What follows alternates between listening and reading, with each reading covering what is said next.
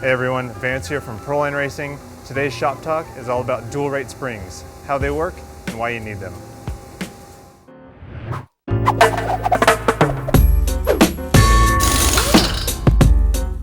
So to understand how a dual rate spring system is going to work on your car, we can look at it up close to see what's happening mechanically.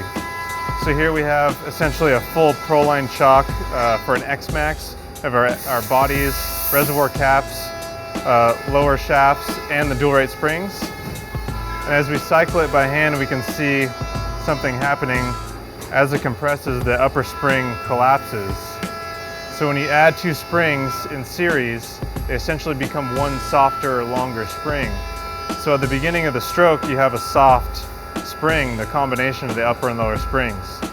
But as that upper spring collapses, or in this case, the collar hits the adjustment collar here, the separator collar. As that bottoms out, this spring becomes inactive, and you're relying on the lower spring and its rate solely.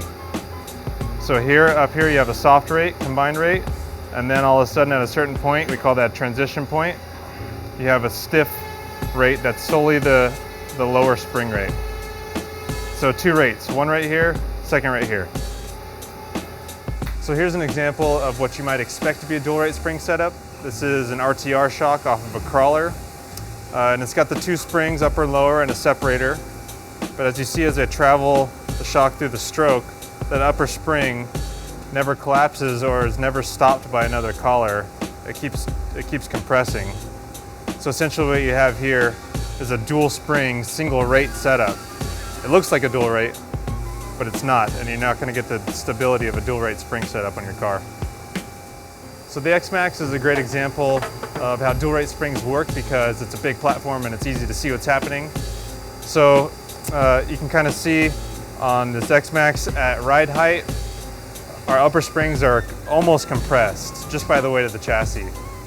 So if we were, for example, taking a hard right turn, this front left would be loaded, and any more up travel would be resisted by one stiff lower spring, right? You got that only the lower spring active.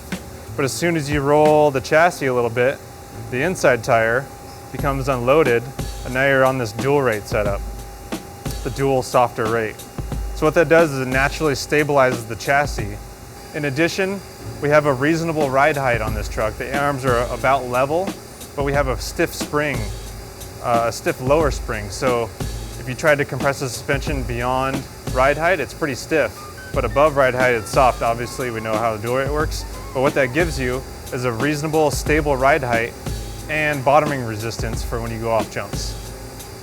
The benefits of dual rate springs don't just apply to big trucks like the XMAXX. Dual rate springs also work great for short course trucks with our PowerStroke shocks, and even rock crawlers with our Pro-Spec scalar shocks. So for all your performance shock needs, Pro-Line has you covered.